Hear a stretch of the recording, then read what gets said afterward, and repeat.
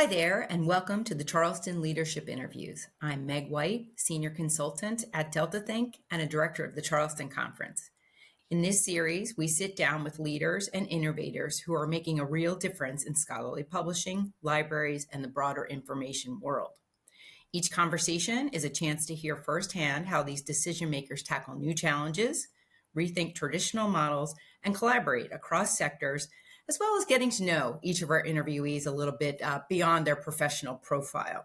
So today I am delighted to be able to talk with Roger Schonfeld. He is Managing Director of JSTOR Digital Stewardship Services, a bit of a new title, which we'll get into. So Roger, welcome, and thanks so much for joining us today. Thanks, Meg. It's such a pleasure to be here. Great. All right. And Roger is headquartered there. You can see he's tucked away in the JSTOR offices there in New York City. So nice to see you back in the office. So you're well known to our audience, Roger, very prolific in our industry as a leader and an innovator. But I'd like to step back a bit to go forward in our conversation.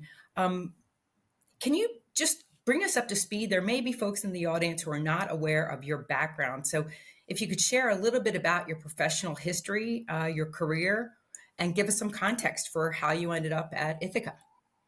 Sure.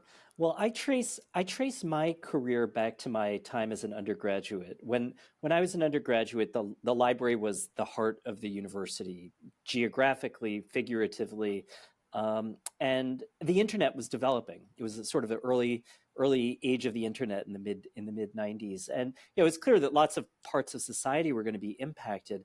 But when I walked by the library one day, I saw the shelves from the periodical room some of them being removed and computers being installed. And I thought, wow, library work, scholarly publishing is going to be transformed, was already beginning to be transformed. And so I was just so fascinated. And I asked Ann Okerson, who another friend of the conference, who was then the AUL for collections, what kind of summer job could I find? And she ended up helping me find an internship at JSTOR. And so that was sort of the earliest roots for me. The internship was fascinating.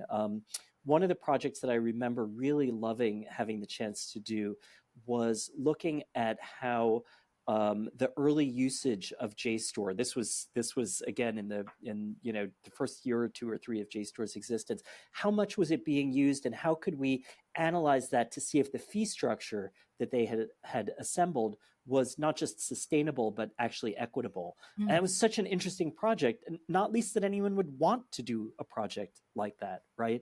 And so anyway, I spent several years at the Mellon Foundation after college. I had a chance to work on several big research projects.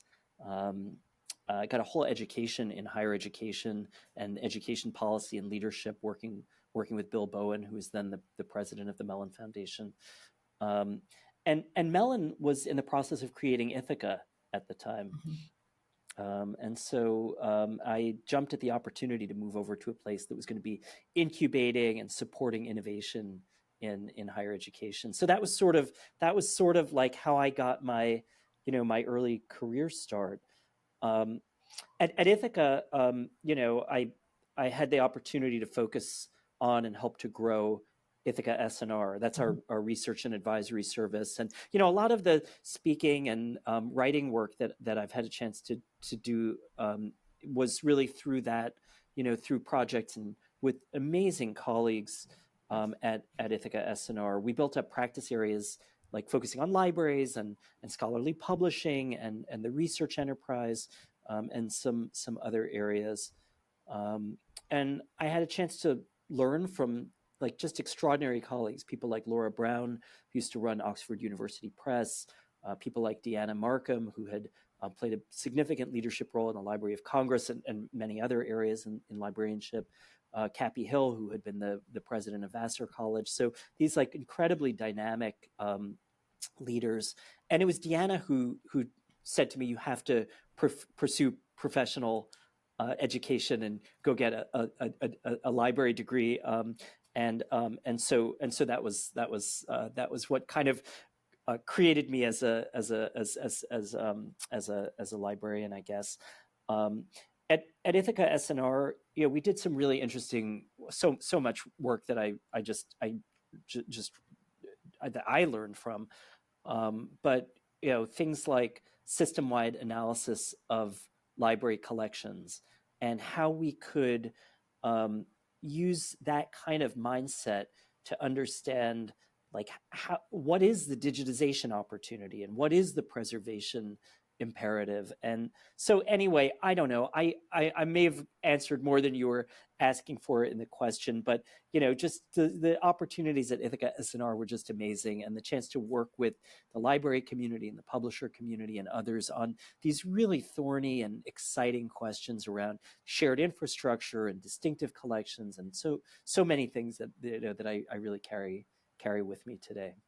So incredible impact. I was just on a call this morning, actually, with a colleague in Europe, and they cited a report from Ithaca SNR asking me if I'd read it. So you talk about doing the work. I think about like the impact that work has made, really important contributions to scholarship, really. So amazing. How many years at Ithaca SNR, Roger? It was about 20. Wow. About 20. Yeah. So yeah. Formative and impactful. And sure. I have to say, Meg, seeing, I know we'll talk about what I'm doing now, but SNR, we were able to assemble such a remarkably talented group of researchers and professionals, librarians, scholars, and it's been really gratifying to see the work continue even now that I've stepped away. It's something that I'm really proud of, that we built up such a terrific team there. And doing the work and seeing the impact. I mean, it has to be gratifying. So well done. We'll give you a gold star rather than a check mark, a gold star. So as I mentioned in the open, your new title is Managing Director at JSTOR Digital Stewardship Services. So relatively new initiative, significant initiative. Can you talk a little bit about what's going on here and sort of the nuts and bolts, and then maybe why you decided to take on this challenge? Yeah, so let me just start by saying that JSTOR has for so long had as its calling the work of helping the academic community, libraries, improving access to scholarship and scholarly materials in ways that are sustainable and that take advantage and help to benefit from improving technologies. And so the work that JSTOR has done in that area, originally focused on journal back files and more recently books and other kinds of materials, it's really directionally consistent with what we're doing with JSTOR Digital Stewardship Services. So JSTOR Stewardship, it's a platform that helps libraries and archives generate discovery and impact for their special and distinctive collections. So I sometimes like to say JSTOR Stewardship is all about discovery and impact and preservation. And so and we work with all kinds of different materials, archives, photographs, rare books, oral histories, videos, you name it.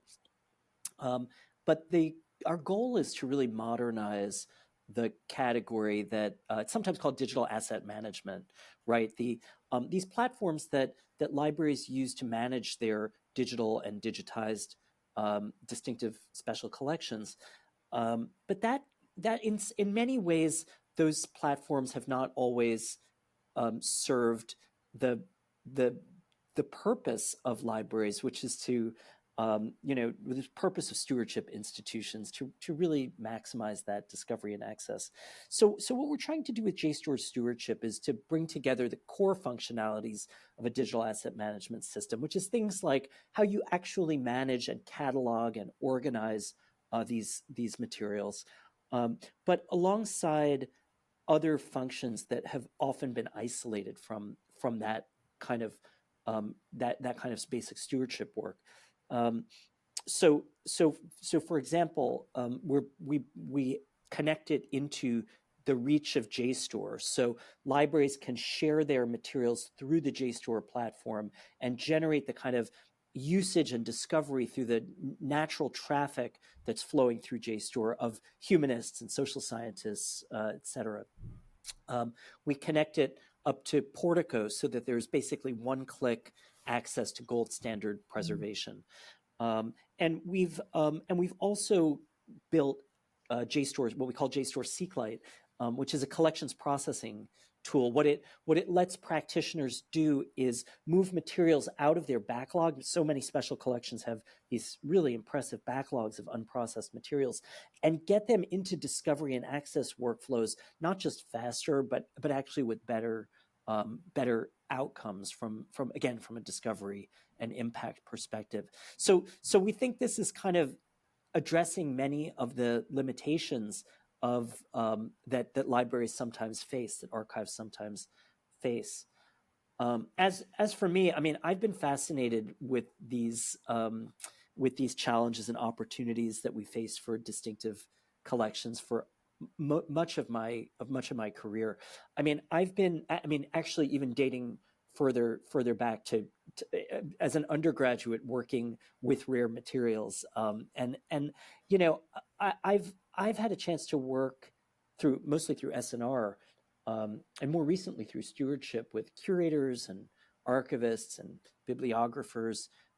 Their work to build and process and maintain and preserve collections often takes place in the face of real resource constraints. Mm-hmm. There's rarely enough resources given the vitality, centrality of these materials. But their work ensures that these materials are alive, are accessible, are useful, that scholarly and societal discourse can actually be grounded in these original sources. It's a huge imperative for the work, the purpose of stewarding institutions. And you know, at SNR, we studied some of the challenges here of finding and accessing archival and other special collections materials from the perspective of Asian studies scholars, of historians, of art historians, of groups and different sets of scholars.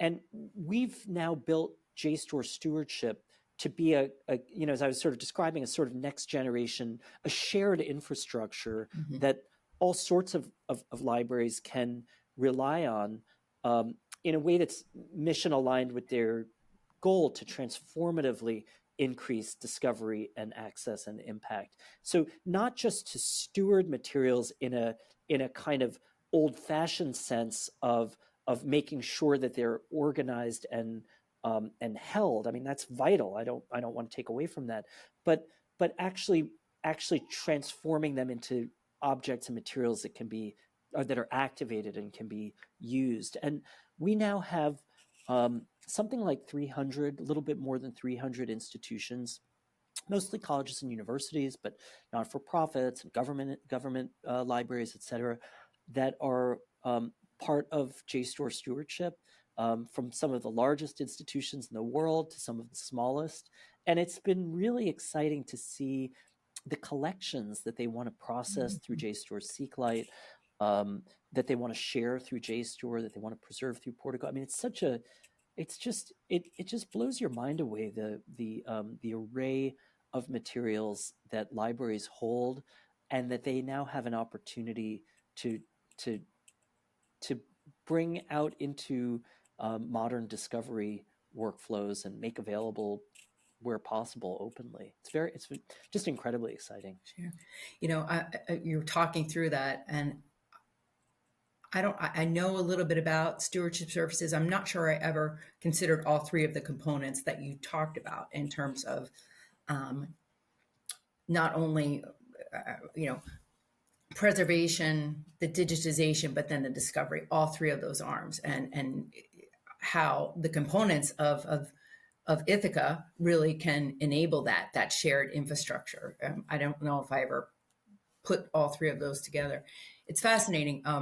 Years ago in my career, and this is early internet days. I'm a little bit older than you are, Roger. But um, someone said to me, and this analogy still holds, if you have a collection of beautiful ball gowns and you lock them in an attic, they are preserved and they are there, but no one can see them, the beauty of them, the artistry of them, the value of them. So when you were talking through that's the analogy that rang in my head. You can't just take that beautiful ball gown and lock it in the attic, or maybe it's been locked in the attic, but now it is possible to not only preserve that, but also to share it and to increase its impact. So that was just ringing. I think that's exactly right. I love that analogy. And of course, the reality is that librarians and archivists have always wanted to make Mm-hmm. materials available for use, but the technologies that were available to support their work just and the resource constraints that I mentioned just forced a set of limitations that just don't exist anymore. And users, scholarly users, and general public wants to be able to discover and access materials in ways that just open up all sorts of new avenues. So this is really the opportunity that we have before us today, and it's not just the the um, the access side of it. It's also how you process Mm-hmm. collections opens up all kinds of ways to make them available opens up new kind of avenues of entry into them. And I just think it's a very exciting moment. Yeah. Um, I think it's amazing. And thanks for sharing all of that. And can't wait to see um, how this continues to evolve and develop. Certainly an exciting and big initiative, an important initiative. And certainly Ithaca well positioned to take it on behalf of scholarship. So I'm going to jump back now and talk a little bit about the conference, which you attended. You're a longtime attendee in Charleston, and it was good to see you there, as a matter of fact. But what were your overall impressions on the conference in 2025? You've kind of seen its history and its longevity through lots of time in the industry. Impressions of the conference, any key takeaways that you were on the plane scribbling them down, your thoughts on Absolutely. 2025?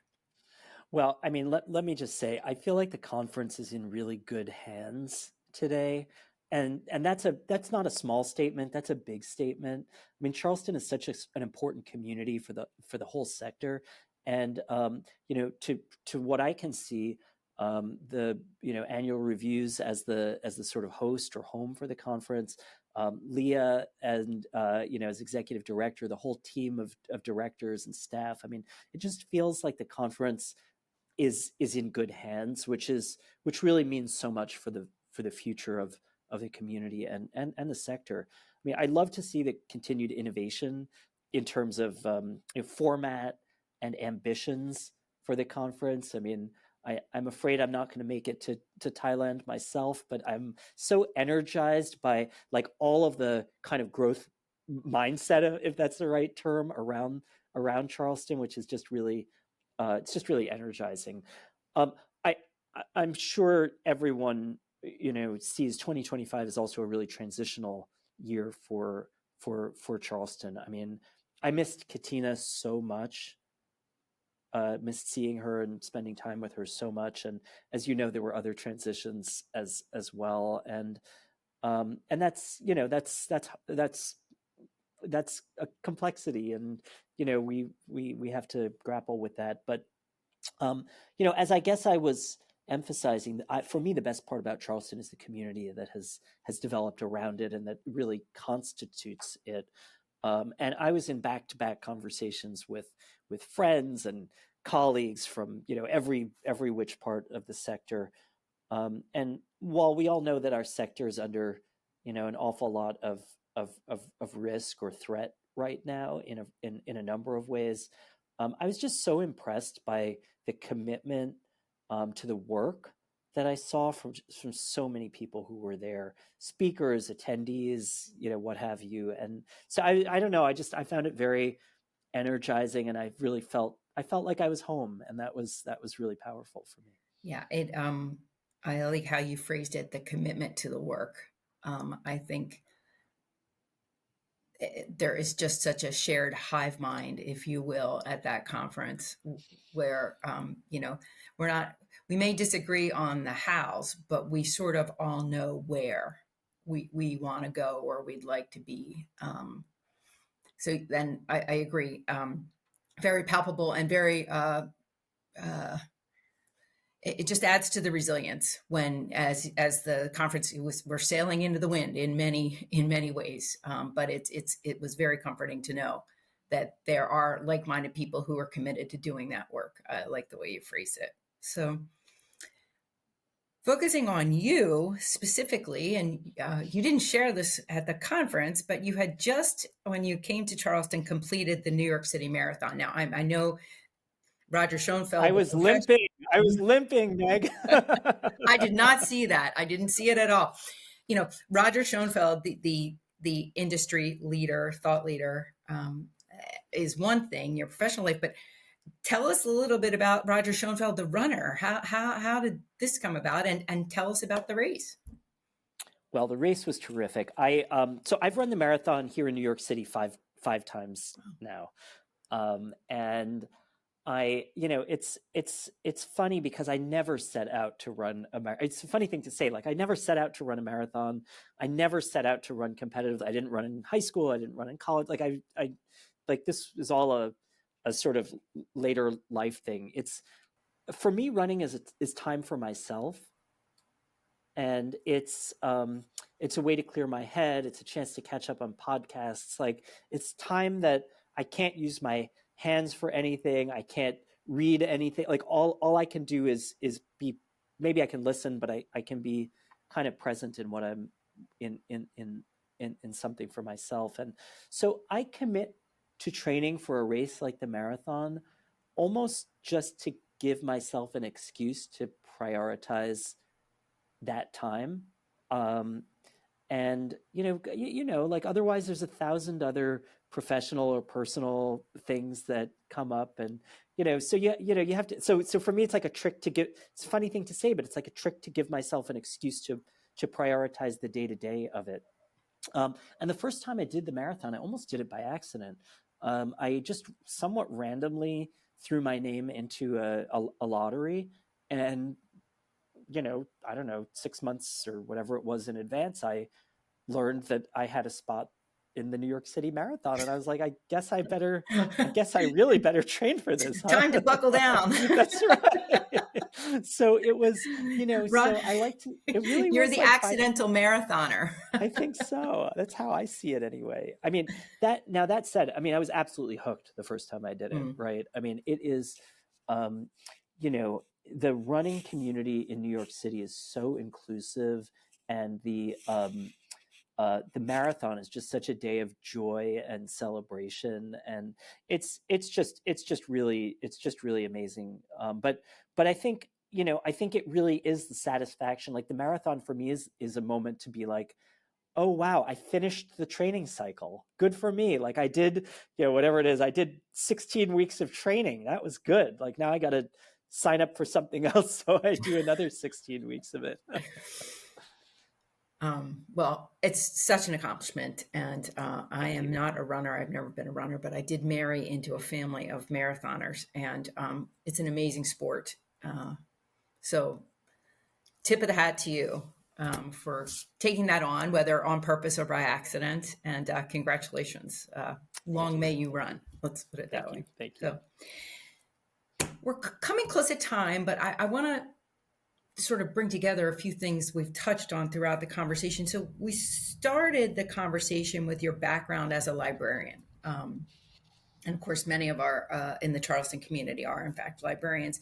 Do you still consider yourself a librarian? And what skills from that part of your background are still relevant for you today? Do you rely on any of those librarian skills in your day-to-day? And which ones and how so? Well, it's funny. I always wrestle with this question because I've never worked professionally in a library. I had an undergraduate job working in the library, but I've never like worked as a professional in a library. And yet so much of my career has been devoted to advancing and supporting the work of libraries. So I kind of wrestle with, it's not really for me to answer the question of what am I. I sort of leave that to others. And I bring a perspective that can sometimes be a little bit unorthodox. I, in part through the time at Mellon and in some subsequent projects, I often think as much from the perspective of what does the university need of its library, or what does the university want to accomplish strategically. So that sometimes is a bit unorthodox. And I'm just, I don't know how to say it. I'm just like temperamentally interested in what users want out of the library. And at SNR, we studied that in I don't know, dozens of different projects. So like, so I think those perspectives are a little can be a little unorthodox in terms of what I sometimes can bring. I mean, I'll give you an example. I remember when I was a student in library school, there was an assignment to like shadow or intern or something like that at the reference desk of a library. And so I spent some amount of time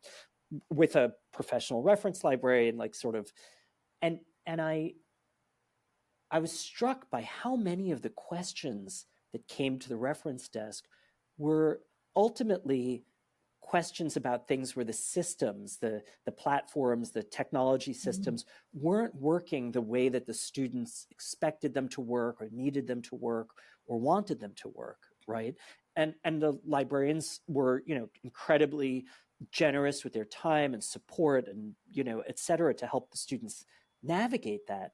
But this is like the through line to my work today with JSTOR stewardship, right? Is like, I want to focus on like, how do we get the platforms built in a way that actually serves the purposes that we think they should meet and that our users think should meet.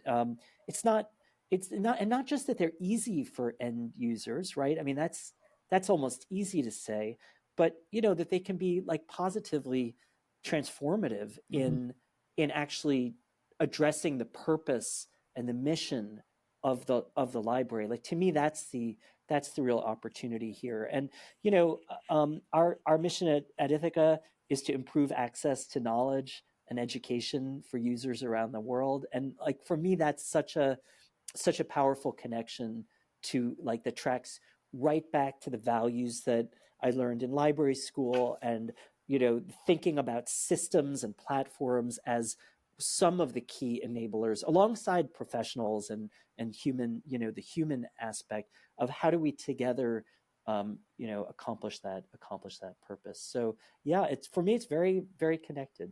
Well, and to hear you say it that way, there's the alignment is as you say, a through line for sure.